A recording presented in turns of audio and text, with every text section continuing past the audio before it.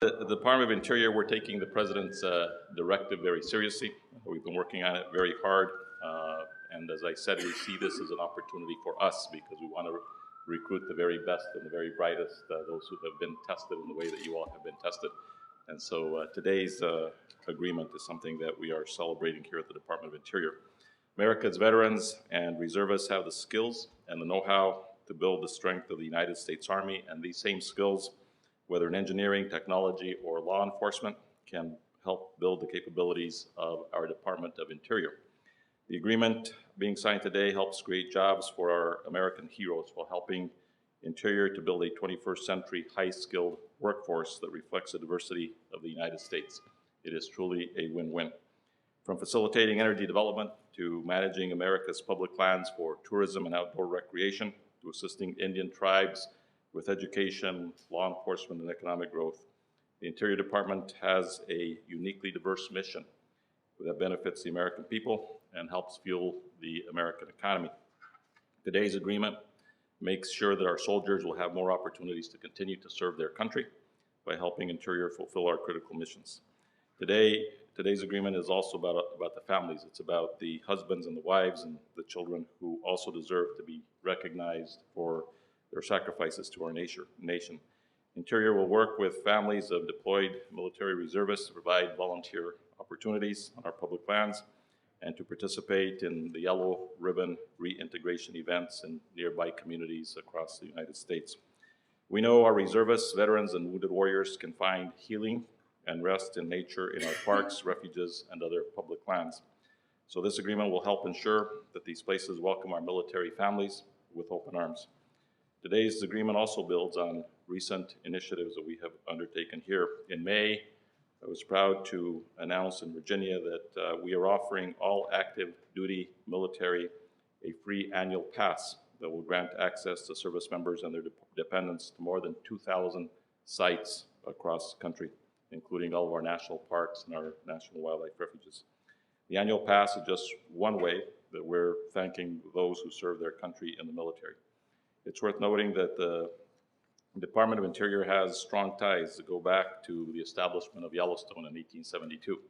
It was the Buffalo Soldiers who were our first park rangers, and we hope to be able to celebrate the Buffalo Soldiers in a special ceremony here in the not too distant future. And during World War II, many parks were set aside for the training and care of military personnel. So it's very fitting that we open Interior's doors to our military men and women in gratitude.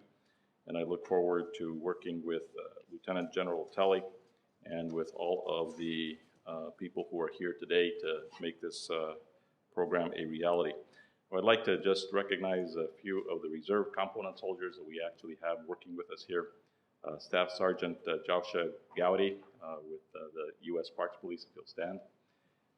First Lieutenant Isra Pananon, who introduced me, Isra.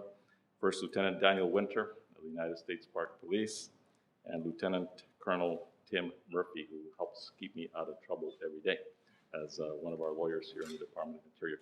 And with that, and then also Colonel Lewis Gorman is here. There's Colonel Lewis Gorman. So thank you for being here as well, Colonel. And with that, what I'd like to do is to turn it over to the Army Reserve Chief, Lieutenant General Jeff Talley.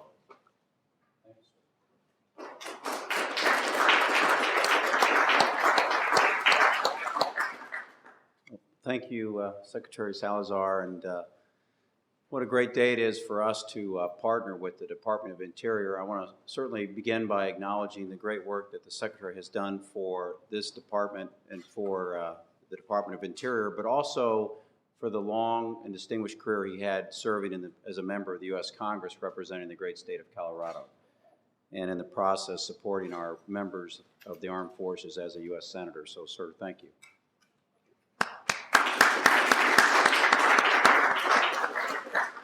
This signing represents the first official memorandum of agreement with a federal agency and the United States Army Reserve.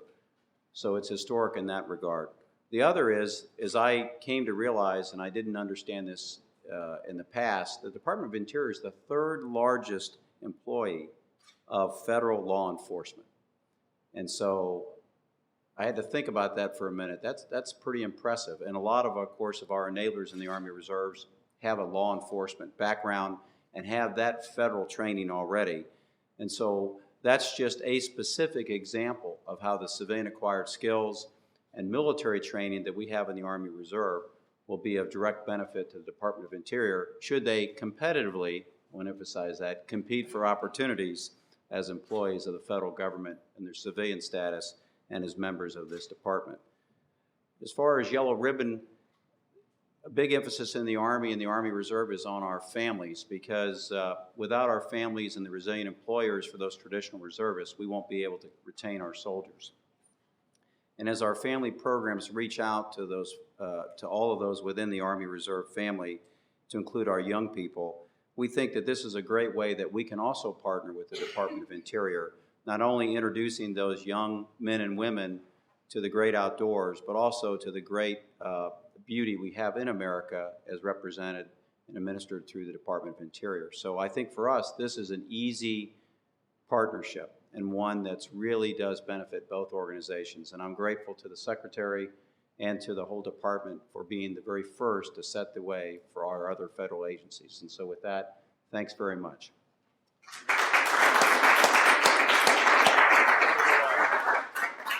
All the reserve components, all of you come and stand behind us as you witness that we really are signing the agreement.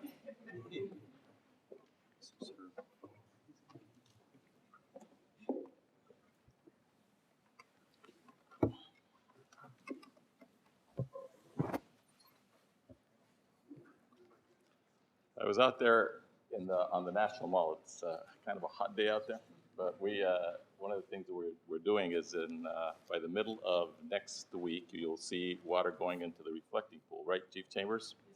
Yes, sir. I was looking at the Lincoln Memorial and the Washington Monument, and then looking off to the site of the MLK Memorial, Bob Stanton, and just thinking about how proud it is for us all to be Americans and to be able to celebrate the history and the freedoms that we have. You know, the General and I were speaking about his deployments in Iraq, and I've been to Iraq as a U.S. Senator on several occasions, and I always marvel at how the rest of the world looks to the United States as the model where people can live out their freedoms and live out their human possibilities in a way that is so unique. And so this is part of that effort. I'm just very, very proud once again, General, to be able to sign the agreement. Thank you, sir.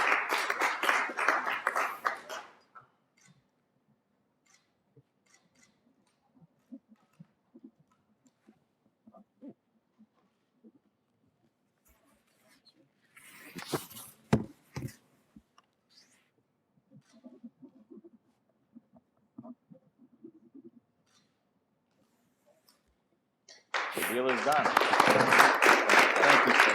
Thank you very much. That's my honor. Jared? Sir, what I want to do is thank you by presenting with you my personal coin as the 32nd Chief of the Army Reserve. It's pretty big and pretty heavy, so it can be used to get people's attentions if they're not getting the water in the reflection pool in time.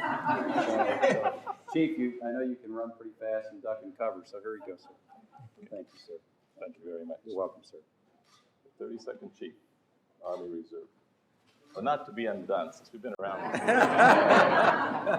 You got a few years on it, sir. Give you our coin from the Department of Interior. Thank you, sir.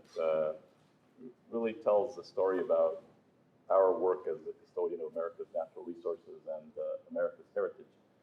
I often speak about how this job for me is the best job in the cabinet. I would not trade this job for Attorney General or for Housing and Urban Director or Transportation, because look what they get to do. You know, what I get to do is I get to go out to the Lincoln Memorial, and to the Statue of Liberty, the Yellowstone, Acadia, out into the oceans of the world, and we deal with oil and gas and the Arctic and the Gulf. So I do have the very best job, including better than even Secretary Panetti's. So, thank you very much. Thank you, sir. Thank you.